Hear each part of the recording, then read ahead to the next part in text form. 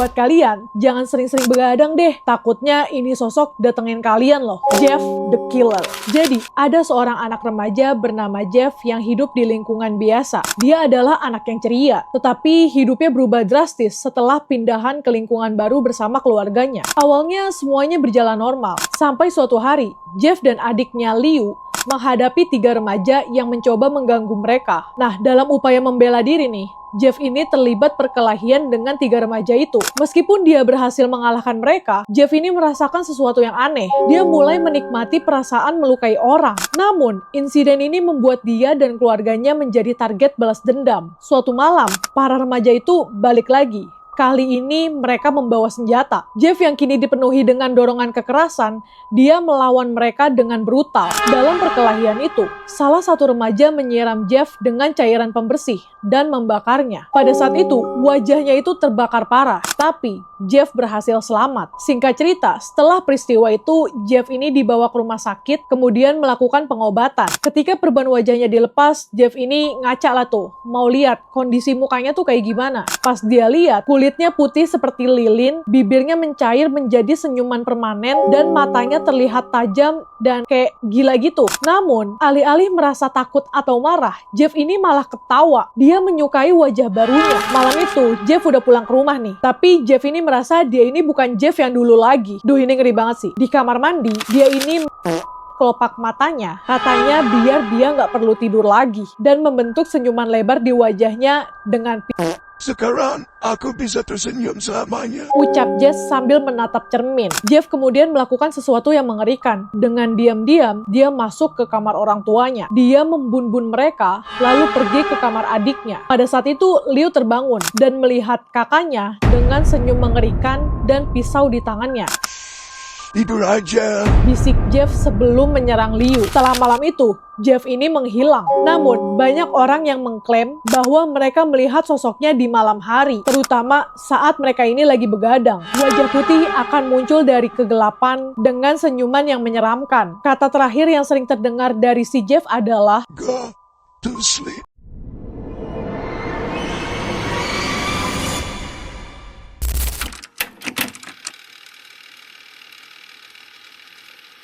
asli, aku abis baca salah satu cerita di Reddit, dan ini creepy banget sih. Judulnya My Wife Peeking. Jadi, ada suami istri yang bernama Adam dan Lynn. Mereka udah nikah selama 3 tahun. Hubungan mereka selalu hangat, penuh tawa, dan bahagia. Tapi beberapa minggu terakhir, ada sesuatu yang berubah. Dan itu bukan perubahan yang besar yang langsung terasa gitu. Malam itu, Adam lagi nonton TV di ruang keluarga. Sedangkan Lynn ada di kamar tidur yang katanya dia ini mau baca buku sebelum tidur. Namun, saat Adam menoleh ke arah lorong yang mengarah ke kamar tidur, Adam melihat sesuatu yang aneh. Lynn berdiri di sana, mengintip dari balik pintu dengan wajah setengah terlihat. Adam terkejut dong, matanya hanya menatap lurus ke arah Adam tanpa berkedip. Kayak dia ini lagi mempelajari gerak-gerik suaminya. Lynn, Adam manggil sambil berusaha tersenyum. ada apa? Lynn gak menjawab, hanya berdiri di sana dan tetap memandangi suaminya. Di situ Adam mulai merasa gak nyaman kan? Lynn, Adam manggil lagi tuh. Kali ini suara Adam sedikit gemeter. Lynn perlahan menarik tubuhnya kembali ke balik pintu sampai Adam gak bisa melihatnya lagi. Adam menunggu beberapa detik,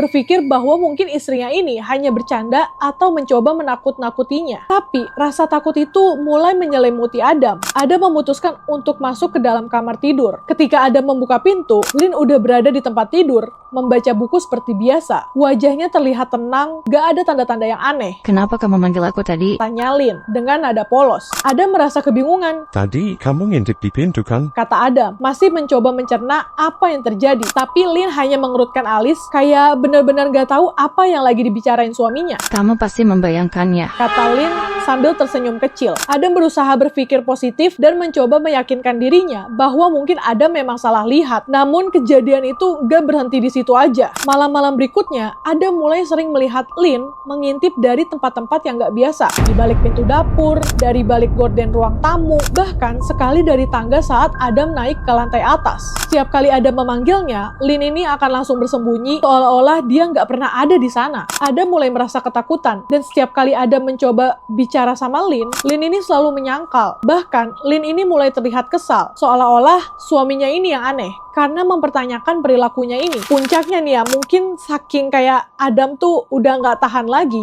Suatu hari si Adam ini nelpon ayahnya untuk membantunya mengemasi barang-barangnya. Kemudian saat ayahnya ini sampai rumah Adam, dia ini nggak ngelihat Lynn dimanapun. Sampai akhirnya saat ayahnya ini mau membantu mengemasi barang-barang si Adam, dia malah menemukan tubuh Lynn ada di dalam lemari. Ayahnya kaget dan langsung marah-marah ke Adam. Kamu lagi ya? Hah? Enggak, aku nggak ngelakuin ini. Berapa kali coba? Ayah harus bersihin semua perbuatanmu ini. Di situ, Adam melihat Lynn mengintip lagi dari pintu kamar dan mengatakan, Tuh lihat, dia baik-baik aja kok. Gak ada siapa-siapa di sana. Hah? Dia berdiri di situ. tapi kali ini, Lynn tiba-tiba berbicara. Aku akan menghantuimu selama sisa hidupmu atas apa yang telah kau lakukan padaku.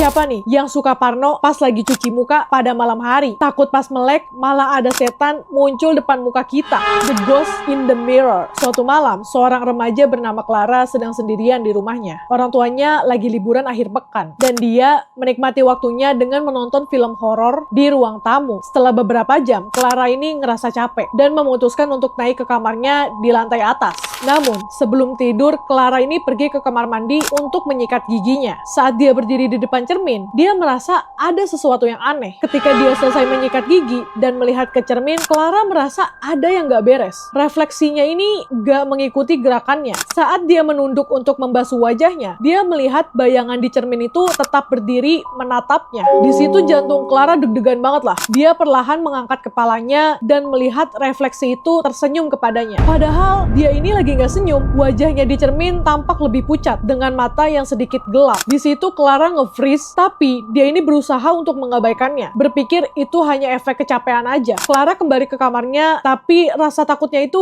nggak hilang. Dia menutup pintu dan mencoba tidur lah. Tapi sekitar tengah malam, dia ini ngedengar ketukan pelan di cermin kamar mandi. Ketukan itu berulang semakin keras, hingga akhirnya terdengar seperti seseorang menggedor dengan amarah. Dengan penuh keberanian, Clara ini membuka pintu kamar mandi. Namun, ya nggak ada siapa-siapa di sana. Hanya cermin besar yang ada di dinding. Dia mendekat untuk memeriksanya. Tapi tiba-tiba refleksinya yang ada di cermin itu berubah. Wajahnya yang ada di cermin kini tampak marah, matanya hitam legam, dan bibirnya mengucapkan kata yang gak bisa dia dengar. Pas Clara mau kabur, tangan refleksi itu tiba-tiba keluar dari cermin dan menariknya masuk. Keesokan harinya, orang tuanya Clara ini pulang guys. Tapi mereka gak nemuin putri mereka dimanapun. Yang tertinggal hanyalah sebuah pesan aneh yang tertulis di kaca cermin kamar mandi. Tulisannya itu adalah, "Aku di sini, jangan biarkan mereka keluar."